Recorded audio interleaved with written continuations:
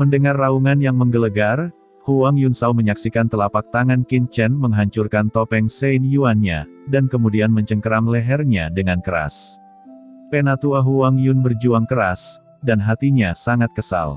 Dia adalah master terkenal dari Laut Pasang Surut, sebenarnya ditangkap oleh seorang junior, diambil seperti ayam, dan hatinya ketakutan. Sein Yuan yang mengerikan meledak di tubuhnya, dan dia ingin membebaskan diri dari penangkapan Qin Chen. Seberapa mengerikan kekuatan dampak gila Sein Lord tahap akhir. Tidak ada yang bisa menangkapnya. Tapi Qin Chen mencibir, dan aura Zi Xiaodou Ligong di lempeng giok semesta tiba-tiba bergetar dan menghancurkan tubuh Huang Yun dengan parah. Pada saat yang sama, Qin Chen mendesak cakram giok alam semesta untuk membuat pohon iblis 10.000 dunia di cakram giok. Dalam sekejap, tentakel tak terlihat dari pohon iblis 10.000 dunia menembus tubuh lelaki tua Huang Yun melalui telapak tangan Qin Chen.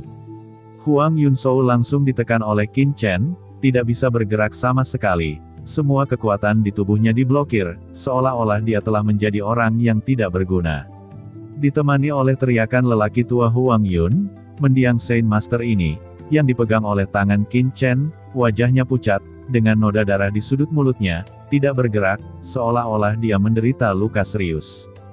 Di sisi lain, Qin Chen memiliki wajah yang santai, seolah-olah dia tidak menghabiskan banyak energi.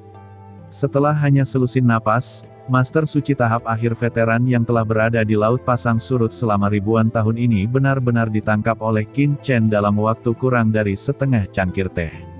Adegan yang mengejutkan seperti itu benar-benar mengejutkan para bandit kosong lainnya di lembah. Penatua Huang Yun, teriak pria kekar itu bertarung melawan Raja Pedang Mu Zifeng, dan setelah melihat ini, wajahnya sedikit berubah. Setelah palu jatuh, sosoknya dengan cepat mundur, melihat pemandangan di depannya dengan marah, hampir tidak bisa mempercayai matanya. Dia memandang Qin Chen dengan sangat kesal dan tidak percaya, bagaimana mungkin dia tidak berpikir bahwa strateginya sendiri sangat rentan. Memutar kepalanya untuk melihat ke tempat lain di lembah, wajah pria kekar itu tiba-tiba tenggelam. Beberapa bandit yang dibawa oleh Huang Yun tua bersamanya, yaitu, sekelompok orang yang mengepung Yu Qiansu, telah menderita banyak korban, dan hanya sedikit yang tersisa, dan kelompok orang yang tersisa semuanya berubah menjadi darah. Mayat tergeletak di lembah, dan darah mengalir. Pria kekar itu memandang Qin Chen dengan ekspresi muram, dan berkata dengan dingin, "Nak, kamu sangat berani, kamu berani memindahkan orang-orang kami dan lepaskan Huang Yunsao kepadaku." Matanya tajam, Sein Yuan yang menakutkan melonjak ke seluruh tubuhnya, dan pada sepasang palu raksasa di tangannya, rune mengerikan berkedip, mengandung kekuatan mengerikan yang membuat jantung berdebar. "Haha, apakah otakmu terkena stroke? Biarkan aku melepaskan Huang Yunsao. Apakah menurutmu itu mungkin?" Ucap Qin Chen mengambil pria tua Huang Yun dan berkata sambil tersenyum. "Nak, apakah kamu tahu siapa kami? Cepat lepaskan Huang Yunsao, mungkin masih ada kemungkinan untuk berdiskusi. Jika tidak, itu akan membuatku marah. Aku berjanji untuk membuatmu sulit bergerak di Laut Pasang Surut ini." Ucap pria kekar itu berkata dengan dingin, menatap Qin Chen dengan ketakutan. "Aku tidak peduli siapa kamu. Ketika kamu datang ke sini, jangan berpikir untuk pergi, dan tetaplah di sini." Ucap Qin Chen mencibir. "Wah, apakah menurutmu kursi ini benar-benar tidak bisa menjatuhkanmu? Hari ini, kursi ini ingin memberitahumu karena telah menyinggung takdirku." Ucap pria kekar ini mendesak kekuatan internalnya, dan raungan mengerikan tiba-tiba melonjak dari tubuhnya yang agung. Kekuatan yang menghancurkan dunia dan bumi tiba-tiba melonjak ke langit. Dia melambaikan palu ganda, seperti dua gunung suci kuno yang telah diayunkan, dan itu jatuh ke arah Qin Chen. Palu ini, seperti sensasi terkuat di langit, tak terkalahkan, bersinar dan megah, dan banyak lubang kosong di sekelilingnya. Di bawah kekuatan palu ini, semuanya runtuh. Bahkan seluruh lembah bergetar dengan gila-gilaan di bawah kekuatan ini. "Hahaha, ingin bersaing denganku untuk mendapatkan kekuatan. Kedatangan yang bagus," ucap Qin Chen tertawa, menyingkirkan Huang Yunsao, seluruh tubuhnya membumbung tinggi ke langit, dia tidak mengelak atau menghindar, tubuh suci kuno mendesak secara ekstrim, Tinjunya seperti reinkarnasi Yin dan Yang, dan tinjunya melonjak ke langit dan bertabrakan dengan palu besar. Apa? Menggunakan tinjumu untuk menahan harta palu perangku. Pada saat ini, bahkan pria kekar pun terkejut. Dia mencibir di dalam hatinya, dengan senyum kejam di wajahnya. Karena anak itu mencari kematian, dia tidak bisa disalahkan. Dia sepenuhnya mendesak Saint Yuan di tubuhnya, dan palu raksasa di tangannya jatuh dengan gila-gilaan. Itu seperti petir di hari yang cerah, seluruh lembah menjerit, dan ledakan mengerikan menyapu lembah. Seluruh lembah retak dengan sekali klik. Di dalam kabut, deretan cahaya yang tak terhitung jumlahnya berkedip-kedip dan deretan lampu berguncang.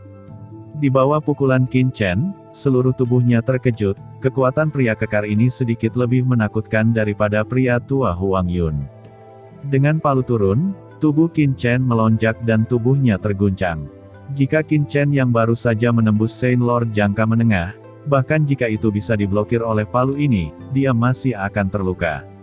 Meridian di tubuhnya akan pecah dan memuntahkan darah. Namun, di bawah percepatan waktu cakram giok keberuntungan alam semesta, dia telah mengkonsolidasikan tubuhnya dan menguasai kekuatan supernatural ruang. Setelah mengalami pertarungan dengan naga buaya kosong, kekuatan fisik Qin Chen sekali lagi meningkat. Pukulan ini hanya mengejutkannya, tapi itu tidak menyakitinya sama sekali. Dalam hal pertahanan fisik, Qin Chen sekarang jauh melampaui Saint Lord selanjutnya. Inikah modal kepercayaan dirimu? Tapi begitu, ucap Qin mencibir, dan seluruh tubuhnya terangkat ke langit dengan momentum yang luar biasa. Kamu tidak terluka. Ucap pria kekar itu membuka matanya lebar-lebar, kaget, dan mundur beberapa langkah.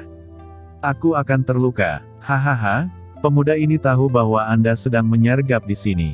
Jika Anda tidak bisa berurusan dengan semut, apakah Anda sengaja memasukkan guci Anda? Ucap Qin Chen mencibir lagi, dan menembak dengan penuh semangat. Kamu tahu kita sedang menyergap di sini. Ucap pria kekar itu terkejut lagi, matanya menyipit dan berkata lagi, tidak mungkin, jika Anda tahu, bagaimana Anda bisa memasuki lembah ini. Ini konyol, apakah Anda benar-benar berpikir bahwa Anda dapat menghitung Ben Sao dengan berbaring di penyergapan di sini? Alasan mengapa saya masuk adalah karena saya takut Anda akan melarikan diri dan memasuki tempat ini dengan sengaja. Di mana itu, Ben Sao tidak repot-repot berbicara omong kosong dengan Anda, ambil saja dan cari jiwa, tidak takut tidak tahu segalanya di sini. Ucap Qin Chen naik ke langit dan membanting kembali ke arah lawan. Tubuhnya yang tinggi berdiri tegak seperti gunung suci zaman kuno. Di antara tangannya yang besar, badai asal yang tak terhitung jumlahnya berputar, kekuatan magis asal muncul, dan peradaban tanpa akhir tiba-tiba muncul. Apa ini? Ini adalah peradaban yang tak terhitung jumlahnya di surga.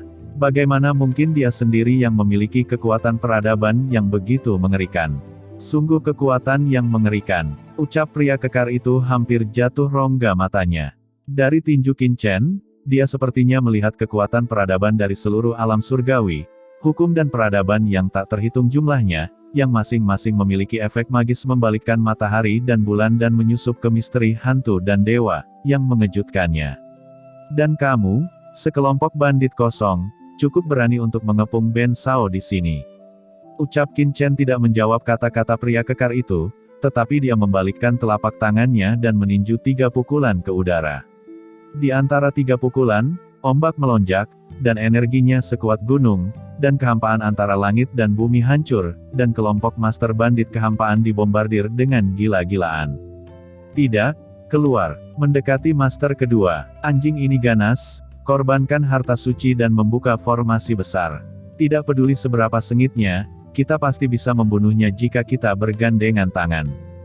Teriak bandit kosong itu dikejutkan oleh kekokohan Qin Chen dan hampir pingsan.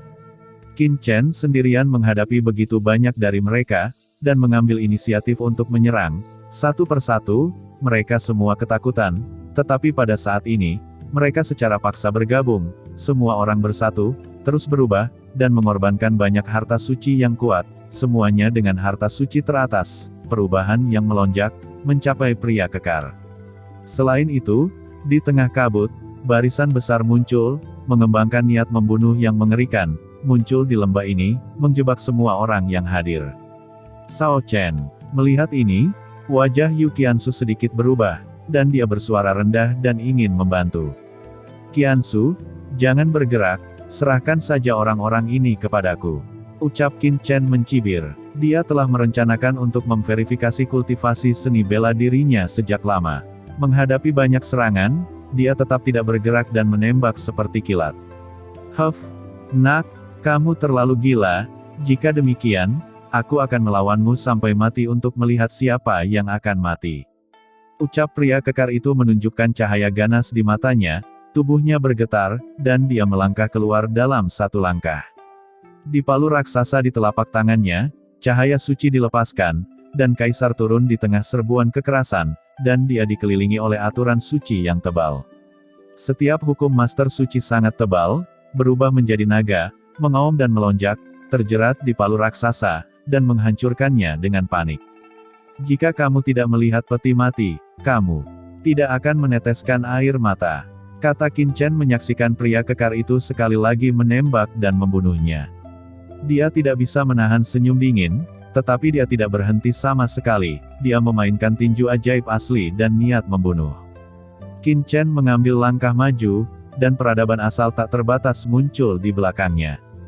Dalam peradaban itu, banyak hukum yang mengandung arti sebenarnya dari Dao besar lahir. Kekuatan hukum yang tak terhitung jumlahnya di sekitarnya berubah menjadi kerajaan dewa yang besar, menutupi 4 alam liar. Bahkan seluruh lembah harus terselubung di dalamnya. "Kerajaanku, hormati aku." Di satu sisi, Qin Chen mendesak tinju dewa asal, dan di sisi lain mendesak aura pembunuhan yang tak ada habisnya, mengembangkan kekuatan ruang, dan mendesak tubuh kuno secara ekstrim. Kekuatan yang tak terhitung jumlahnya bekerja sama satu sama lain, bertabrakan, dan meninju secara langsung, menghancurkan semua cahaya hukum pada palu raksasa. Suasana pembunuhan yang mengerikan melanda, dan suasana hati ini, seolah mengabaikan jarak kehampaan, langsung mengalir ke tubuh pria kekar itu. "Kekuatan supranatural macam apa ini?" ucap pria kekar itu berteriak marah, memuntahkan seteguk darah, dan matanya tajam.